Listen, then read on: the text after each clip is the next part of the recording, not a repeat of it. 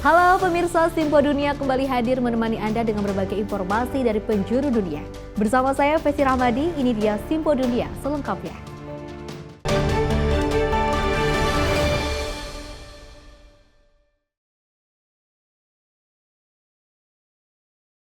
Pemirsa, di tengah meluasnya pengaruh Tiongkok di Samudra Hindia, India memperkuat angkatan laut dengan 3 kapal perang baru. Kekuatan angkatan laut Tiongkok yang besar dianggap menjadi masalah keamanan bagi India. Sebuah fregat siluman, kapal selam serang, dan kapal perusak rudal baru-baru ini diresmikan ke dalam Angkatan Laut India. Ini adalah bagian dari puluhan kapal perang yang rencananya ditambahkan India selama 10 tahun ke depan. About 40 warships are likely to be commissioned over next few years. And that's a significant jump. Even qualitatively, the ships that Indian Navy is commissioning are very high-tech and high-end. Para analis mengatakan New Delhi menambah kekuatan angkatan lautnya di tengah kekhawatiran bahwa proyek infrastruktur Tiongkok di sekitar India membawa negara saingan itu lebih dekat di Samudra Hindia. Chinese Navy has very good relations with Myanmar. It has access to a port in Sri Lanka called Hambantota, which gives it docking facilities. And it has very close links with the Gwadar port in Pakistan on the Arabian Sea. So all around India is, in a sense, encircled by China. And it is concentrating on trying to break or at least counter this stranglehold by expanding its navy. Tantangannya tidak mudah. Angkatan Laut Tiongkok adalah yang terbesar di dunia berdasarkan jumlah kapal. The Chinese have expanded their navy exponentially and continue to do so. They in fact have at least 4 times, 4.5 times the number of underwater and surface combatants than the Indian Navy does. And that's a great source of worry for the Indian Navy. Fokus India selama bertahun-tahun adalah membangun pasukannya karena sengketa perbatasan India dengan Tiongkok dan Pakistan di Himalaya. Tetapi 90% perdagangan India, termasuk pasokan energi vital, melewati Samudra Hindia setiap hari. Jalur air ini telah menjadi prioritas bagi para pemimpin politik dan militer negara itu. India's sustenance is completely dependent on Indian Ocean. So Indian Ocean is absolutely important, and for that, India needs to have the freedom of navigation. Our ships should be able to transit through the Indian Ocean freely without being hindered by any power that could be inimical to India's interests. Untuk meningkatkan keamanan maritim, India terus meningkatkan kolaborasi dengan Angkatan Laut negara-negara lain. Pada bulan ini, India mengikuti latihan gabungan dengan Prancis, serta latihan gabungan 9 negara yang dipimpin Prancis di Samudra Hindia dan Pasifik. Sementara dengan Amerika Serikat, India telah mengikuti latihan gabungan Triumph setidaknya 3 kali, yang terakhir digelar pada 2024. Ekspansi Angkatan Laut India juga didorong oleh ambisinya untuk dihitung sebagai kekuatan global. आज भारत पूरे विश्व और खासकर global south में एक भरोसेमंद और जिम्मेदार साथी के रूप में पहचाना जा रहा है. Modi mengatakan India akan mendukung kawasan Indo-Pasifik yang aman dan sejahtera. Dari New Delhi dan Washington DC, tim VOA. Sementara itu, kegiatan sekolah di Amerika Serikat identik dengan keberadaan bus sekolah berwarna kuning yang mengantar jemput anak-anak. Tapi modus transportasi seperti ini belakangan relatif tak banyak digunakan. Beragam alternatif dikembangkan para orang tua, termasuk rideshare alias taksi online yang khusus untuk antar jemput. Camille dan Ismail El Amin adalah pasangan orang tua di Chicago, negara bagian Illinois. Secara rutin mereka menjadi sopir layanan berbasis aplikasi ponsel bernama Piggyback, yang artinya menumpang atau nebeng mobil orang. So Piggyback is really more than just the modern day carpool. We sort of call it the complete carpool solution. Every year, parents are going to be faced with, okay, school's about to start. This sports program is about to start. This art program is about to start. And there's a scramble of logistics. How are we going to get there? Which parent is going to be able to take them? Do we have to lean on grandma? Piggyback menghubungkan para orang tua yang putra-putrinya satu sekolah. Para orang tua bergiliran melakukan antarjemput berdasarkan sistem kredit. We leave our house around 7:15. We pick up one of our neighbors who also goes to school with my oldest daughter. We drop off my two kids who are in kindergarten and fourth grade at one school. We then keep going north about another 45 minutes to my oldest daughter's school. There are school buses that are taking children back and forth to school and home in some situations. We operate completely outside of any boundaries. Every zip code, every time frame, if there's a Saturday event, if there's a summer camp, we can have parents activate and be a resource to each other in any situation. Bus sekolah umumnya hanya menjadi antar jemput untuk satu distrik sekolah saja. Sementara kadang orang tua memilih sekolah yang lebih jauh dari rumah mereka. Menurut pantauan Departemen Transportasi Amerika Serikat, penggunaan bus sekolah relatif turun belakangan dibandingkan dekade-dekade sebelumnya. Angkanya mencapai 36% pada 2017 dan angka terakhir bahkan mencapai sekitar 28% dari seluruh siswa sekolah. Separuh lebih siswa sekolah kini diantar jemput menggunakan mobil pribadi. Di Lincoln Park, negara bagian Michigan, di pinggiran kota Detroit, ada layanan taksi online khusus sekolah bernama Hop Skip Drive. Hop Skip Drive is the company. I am a care driver. Most times it's afternoon, like 2:30, 3 o'clock dismissals, and you go to their local school, get them home. Berbeda dari piggyback, supir adalah supir profesional yang telah menjalani seleksi. I make it my point to make sure when they get into my vehicle, they know that I'm on their side. I'm going to get them home safely, and we're going to have a little fun too if they want to. Berawal dari gagasan 3 orang ibu di Los Angeles, California, layanan Hop Skip Drive kini telah meluas ke sedikitnya 13 negara bagian. Sementara piggyback di Chicago juga melirik ekspansi ke sejumlah negara bagian lain, termasuk Virginia dan Texas. Dari Washington DC, Nova Purwadi dan tim VOA. Pemirsa, triliunan tonggeret yang juga mengubur diri di bawah tanah selama 13 atau 17 tahun lamanya kini mulai naik ke permukaan di Amerika Serikat. Kawasan Barat, Tengah, dan juga Tenggara akan menjadi saksi fenomena alam langka ini. Setelah berada di bawah tanah selama 13 atau 17 tahun, tonggeret yang di Amerika disebut cicada muncul ketika suhu tanah mencapai sekitar 17 derajat Celcius. They're like teenagers coming out of the ground, right? And they are ready to go, yeah. First thing that they have to do when they dig their way to the surface is they have to molt into the adult stage. So they come out as nymphs. 2 indukan tonggeret muncul tahun ini. Yang satu tinggal di bawah tanah selama 13 tahun, yang satunya lagi selama 17 tahun. Mengapa mereka berada di bawah tanah begitu lama masih menjadi misteri. The last few ice ages, which would have happened after Magicicada evolved, may have forced them to have longer life cycles in order to survive periods of time when their host trees would have been impacted by glaciers.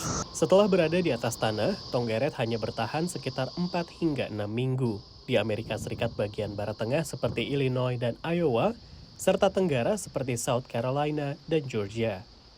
The southern states and the central U.S. is going to be hardest hit. They will have trillions of cicadas there. Setelah 4 atau 5 hari, kawin massal dimulai.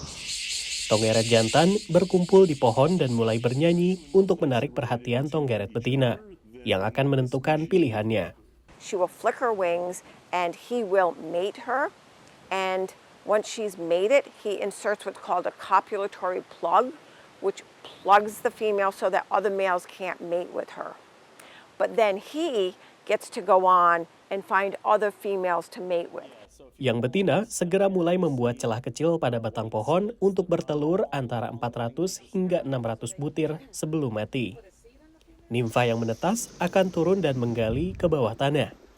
Mereka akan memakan getah dari akar pohon selama 13 atau 17 tahun ke depan, hingga tiba waktunya untuk bangkit kembali. Siklus tonggeret tahun ini bersejarah karena 2 kelompok ini, yakni Brood 13 dan Brood 19, terakhir kali bertemu 2 abad yang lalu, yakni 1803. Generasi penerus dari 2 indukan ini baru akan kembali bertemu pada tahun 2245. Dari Washington DC, saya Rio Tuasikal dan tim VOA. Pemirsa, keselamatan di transportasi umum menjadi sorotan di Amerika Serikat belakangan ini dengan banyaknya kriminalitas dan juga kekerasan yang berdampak pada penumpang maupun pengemudi. Beragam solusi pun juga digulirkan di beberapa kota yang mengalami peningkatan tindak kejahatan. Insiden penembakan yang terekam ini terjadi pada Agustus 2023, tapi supir bus yang mengalaminya masih ingat kejadiannya. A guy came from running in the back of that alley, jumped on the bus and said, get down, get down. Another car came around the bus, did a 360 and started coming towards the bus. It happened right here. Bullets went through that house too. Leticia sendiri tidak tertembak, tapi ia mengalami luka akibat kaca yang pecah. Yang lebih parah lagi, pukulan terhadap kesehatan mentalnya. Ia sempat tak bisa keluar rumah selama 3 pekan dan baru berangsur mengatasi rasa trauma setelah sesi konsultasi harian dengan psikolog yang ditanggung Dinas Transportasi yang mempekerjakannya. I guess my main thing is just to make sure my passengers are safe. I got kids on this bus. You know, I got elderly people on my bus. I really wasn't, it didn't even dawn on me that, hey, I'm sitting right up front. Pengalaman Leticia juga dialami banyak pekerja transportasi umum lainnya di berbagai kota di Amerika Serikat. Transit workers, especially bus drivers, have some of the highest rates of heart disease and high blood pressure of any occupation in studies done around the world. So have higher rates of psychological issues, anxiety, burnout, depression. Saat darurat pandemi COVID, banyak orang menghindari kendaraan umum, sehingga supir yang masih bekerja lebih rentan terhadap kekerasan. Dengan berakhirnya darurat pandemi, kekerasan terhadap pekerja transportasi tak juga turun. A lot of our transit agencies are underfunded and therefore understaffed, so the workers that work there have to work overtime or the split shifts. Di kota New York, selain dukungan psikolog, Serikat Pekerja setempat menyediakan kelas yoga, meditasi, dan relaksasi gratis. You're pretty much worried about everything at every moment of every day, at every time. So you don't really get a chance to relax. You don't get a chance to stop thinking. To actually be able to sit down and not think about life for a second, it's really good. Menurut pantauan kantor berita Associated Press mengutip data federal, aksi kekerasan terhadap pekerja transportasi umum memuncak pada 2023, meningkat 47% dibandingkan angka 2020 dan naik 4 kali lipat dibandingkan data 2011. Peningkatan aksi kekerasan dan kriminalitas di transportasi umum di berbagai kota mendapat beragam respons. Di Washington DC misalnya, ada penambahan staf keamanan yang kemudian masuk ke kereta bawah tanah. Lalu di New York, bahkan dikerahkan Garda Nasional untuk ikut mengamankan sistem subway atau kereta bawah tanah setempat. Dari Washington DC, saya Nova Purwadi dan tim VOA. Terima kasih Anda masih bersama kami. Pemirsa, kurangnya peluang membuat kurang terwakilinya para desainer stylist dan pekerja kreatif kulit hitam di industri fashion. Dan inilah yang juga menciptakan gelombang baru pengusaha dari kalangan ini yang saling berbagi pengetahuan bisnis. Zarina Akers adalah perancang kostum pemenang Emmy Award yang busananya telah dipakai banyak artis dan musisi kenamaan seperti Beyoncé. Baginya, mudah mencintai industri fashion. Yang sulit adalah mempelajari sisi bisnisnya. I'd say the business component was probably the most challenging because nobody really teaches you the business. And this is coming from someone that went to a school for the business of fashion. That still, no one really prepares you like that firsthand experience. I definitely had to kind of figure that out on my own. Ia berbagi tips di forum pemberdayaan ekonomi kreatif untuk warga kulit hitam ini. We wanted to give designers, fashion industry professionals in total, the opportunity to learn how to monetize their creativity. Semua berakar pada pengakuan karya seseorang. We remember trendspotters from high-end brands coming to the community of Harlem to trendspot. And then we would see the same products that the small boutique owners and the tailors of Harlem creating on their own on the runways. Why we are doing the Business of Fashion Symposium is to give the credit to the designers, but empower them to be able to actually trademark your products, to actually learn how to create a patent for your specific print. Dulu Kadim Alfonso V bekerja sebagai asisten perancang busana di Michael Kors. Minimnya keragaman dan kesempatan berkembang di sana mendorongnya untuk buka usaha sendiri. Sebagai konsultan perusahaan rintisan bidang fashion, Kadim menulis panduan bagi perancang busana untuk meluncurkan koleksi pertama. the consulting and my sort of independent design work is sort of the brand that I've had to build for myself in order to make a name for myself in an industry that is not really built for me to succeed. Sementara fashion stylist ini khawatir dengan interaksi sehari-hari yang jadi semakin transaksional. Everyone had to become a business, everyone had to become a brand, which was great in some respects, you know, but then outside of that, we just lost community. Ia merindukan persaudaraan di antara profesional fashion kulit hitam. Just being transparent and vulnerable with one another. I feel like we will be over the top and great because all of that outside noise, it can't infiltrate us if we're tight, if we've got our community on lock. Di Harlem, di mana akses dan kesempatan begitu terbatas, bisnis busana menjadi sebuah urusan komunitas. Dari kota New York, VOA. Kita beralih ke informasi lainnya, serangan udara Israel yang diduga menargetkan salah satu truk kelompok Hizbullah menyebabkan puluhan orang terluka. Dan serangan tersebut terjadi pada Selasa malam di kota Nabatiyeh, Lebanon Selatan. Pada Selasa malam lalu, militer Israel atau IDF melancarkan serangan kepada truk dan kendaraan di jalan utama Nabatiyeh, kota Lebanon Selatan. Kuat dugaan serangan ini dilakukan karena truk dan kendaraan tersebut disinyalir milik kelompok militan Hizbullah. Rekaman menunjukkan kebakaran terjadi saat petugas darurat dan personil ketahanan sipil bergegas ke lokasi kejadian dengan kendaraan terlihat hancur saat penduduk setempat berkumpul di sekitar lokasi kejadian untuk menilai kerusakan. Menurut media lokal, pesawat nirawak Israel menghantam jalan sekitar pukul 7:30 malam waktu setempat. Dari Jakarta, tim redaksi Sinpo TV. Pemirsa, menurut Departemen Keamanan Dalam Negeri Amerika Serikat, perdagangan satwa liar ilegal menghasilkan sekitar $23 miliar per tahunnya dan Bandara Los Angeles sebagai salah satu pintu masuk perdagangan satwa untuk berupaya meningkatkan kesadaran publik lewat sebuah pameran. Akhirnya Fluffy tinggal di sini, di Wildlife Learning Center di Silmar, California, setelah ia tumbuh terlalu besar untuk bak mandi di rumahnya. Pemiliknya menghadapi ancaman hukuman karena memelihara hewan eksotis, termasuk buaya, sebagai hewan peliharaan, merupakan tindakan ilegal di California. David Richard adalah salah satu pendiri pusat pembelajaran di mana Fluffy dan beberapa hewan eksotis yang ditelantarkan lainnya sekarang tinggal. This is an American alligator that someone had as a pet. They were keeping it in their bathtub. And in that case, they actually just relinquished it on their own. Sarah Walker dari Asosiasi Kebun Binatang dan Akuarium mengatakan bahwa mencari hewan eksotis di pasar gelap sangatlah mudah.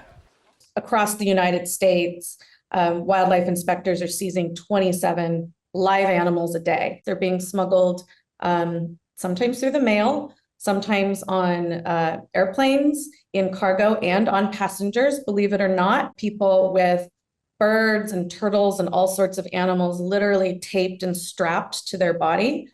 Para petugas di Bandara Los Angeles, pintu gerbang udara utama di pantai barat AS, menemukan banyak hewan eksotis. Seperti pada 2017, di mana para petugas menangkap seorang pria Amerika yang menyelundupkan 93 ekor burung di dalam kopernya, dan hanya 8 burung yang selamat. Jadi, di bandara inilah, para ahli konservasi memutuskan untuk membuka pameran, mengangkat isu perdagangan satwa liar. This is our 4th exhibit in the United States. LAX is a critical location for us, however, because it is such a busy port. They see a lot of live animals and animal products being smuggled in on a daily basis. Perdagangan satwa liar menghasilkan sekitar $23 miliar per tahun bagi para pemburu dan penyelundup, menurut Departemen Keamanan Dalam Negeri AS.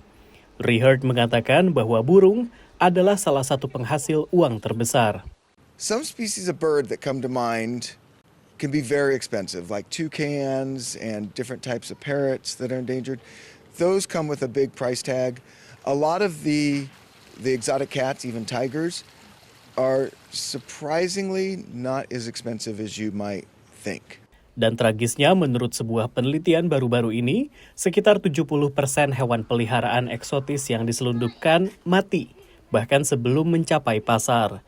Dan hewan-hewan yang berhasil diselamatkan seringkali berakhir di tempat penampungan yang tidak tahu bagaimana cara merawat mereka. Menurut World Wildlife Crime 2024 yang diterbitkan oleh Perserikatan Bangsa-Bangsa, terdapat hampir 4.000 spesies flora dan fauna yang terdampak oleh penyelundupan liar. 3 spesies yang paling terdampak adalah terumbu karang, kelompok buaya, dan juga kelompok gajah. Dari Washington DC, saya Rio Tuasikal dan tim VOA. Pemirsa, informasi tadi sekaligus mengakhiri jumpa kita. Saya Fesi Rahmadi mengucapkan terima kasih dan sampai jumpa.